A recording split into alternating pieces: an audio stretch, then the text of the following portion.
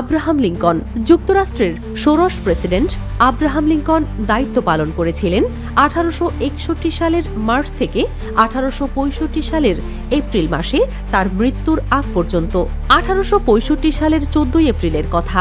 সেদিন রাতে ওয়াশিংটন ডিসির ফোর্থ থিয়েটারে আওয়ার আমেরিকান কাজিন নাটকটি দেখতে গিয়েছিলেন স্ত্রী মেরি টোড লিঙ্কন এবং দুজন অতিথিকে নিয়ে। নাটকটি চলাকালেই রাত 10:15 নাগাদ 0.44 ক্যালিবারের ডেরিঞ্জার পিস্তল দিয়ে লিঙ্কনের মাথার পেছন দিকে গুলি করে বসেন অভিনেতা ও কনফেডারেটর সমর্থক জন উইকলিস বুথ।